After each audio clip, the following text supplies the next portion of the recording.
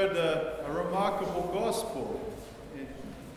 We hear how Christ is explaining certain things about the world that perhaps were unknown to the people of his time. He lies out almost like a ladder up to heaven, the Beatitudes. And he starts out the Beatitudes with blessed are the poor in spirit. That spiritual poverty, that humility, that ability to say, I am not enough, but I need you, O Lord, is the foundation, the beginning of the steps that we must cling to as we come up to the kingdom of heaven. Christ is unlike any other creature, for he is the creator of all. Christ is the perfect example of what we should become because he assumed human form and gave us what we should be doing in our lives. Very often we're struck with difficult decisions. What should we do? Do we turn to the left or to the right? And yet, choosing the harder path, the right path, the narrow way that leads to salvation is always the right move. Starting from that foundation of humility, we are able to say, God, I don't know, please help me. Advancing up the ladder of the Beatitudes, you see the various virtues that Christ is asking all of us to begin to acquire and to cultivate. It's one thing to acquire humility, but to cultivate it, to grow it, to make it more than it already is what we should be doing with the gifts that God grants us. God gave us all of the gifts, not that they should be unused, but they should be used. There's so many biblical allusions of not lighting a candle and putting a bushel basket over the top of it. Because what's the point in that candle being lit? For us, speaking plainly, what's the point of us having bookshelves full of Orthodox books, the scriptures, the lives of the saints, monastic wisdom, if we don't ever open them? They collect dust. When we're given things, spiritual things, such as the holy fasts, like we are now in St. Peter's and Paul's fast, one of the most ancient fasts of the church, are we making use of this gift? Are we denying ourselves, taking up our crosses and following him?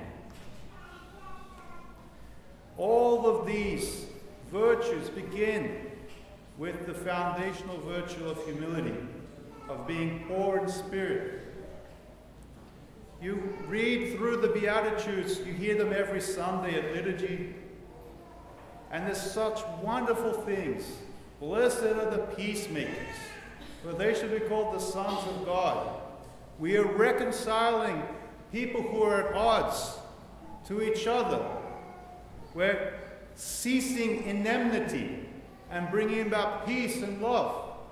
But for Christians, and certainly when Christ was speaking as the perfect example, he wants us to also try our best to reconcile people, our friends, our families, our co-workers, to God.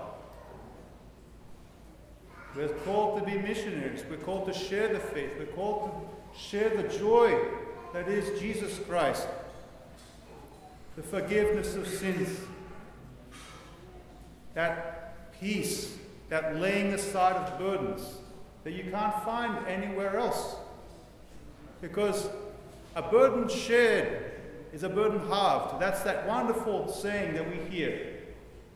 But a burden given to Christ is taken away, and it's no longer carried. This is the miracle of redemption. This is the miracle of salvation. This is the miracle of spiritual life. As we rid ourselves of these burdens, these bad habits, these weaknesses, and these other impediments that we have to our salvation, we gain something. We gain something.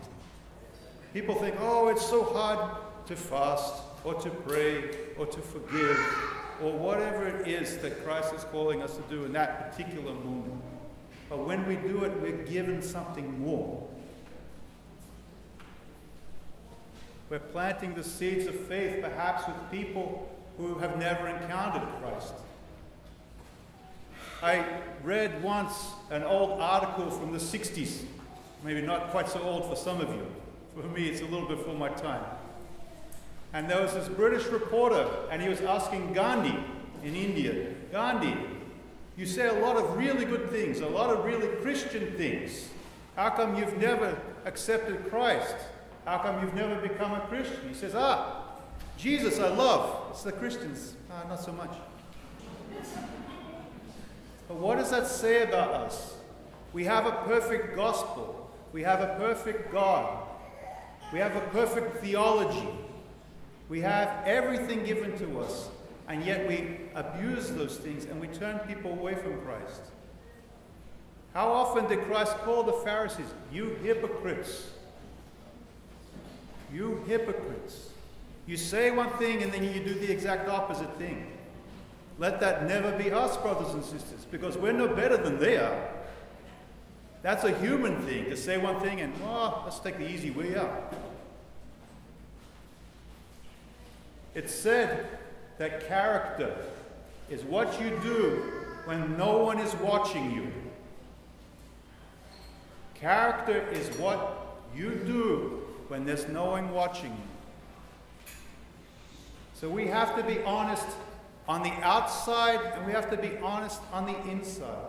We have to be unhypocritical with our faith. We have to share our faith. We have to use the gifts we're given. We have to make the time that we have valuable and useful, not just for ourselves, but for those around us. If you see a poor person, slip them some money. It doesn't have to be your entire life savings, but give them $1.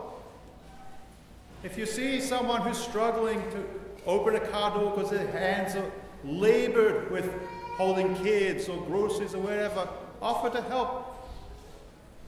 We don't have to do grand gestures to be Christ's servants.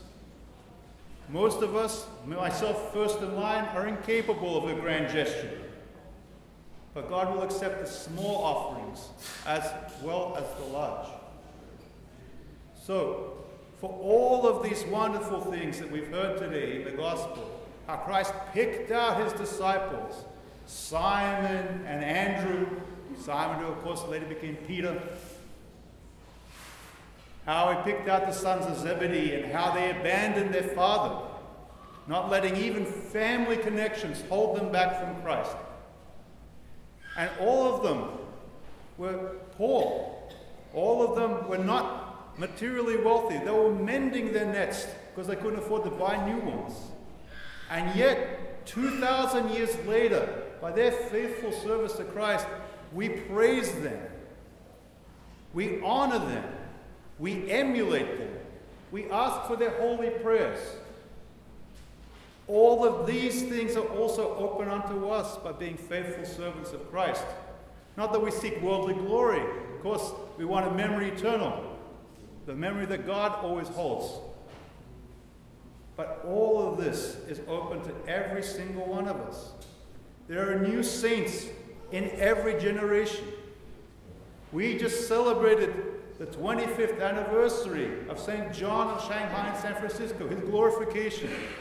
But he was a saint before the church recognized his sanctity formally in the church. All of us are called to be saints. And if we feel that we're not really making a lot of progress, who can we blame? We can't blame God. He gave the same gifts to everybody. He gave the same tools to everybody. We have to make use of those tools. And to be able to do that, just remember that very first beatitude. Blessed are the poor in spirit. Be poor in spirit. Be humble. And then you'll achieve greatness. Amen. Благословение Господне на вас, того благодати человека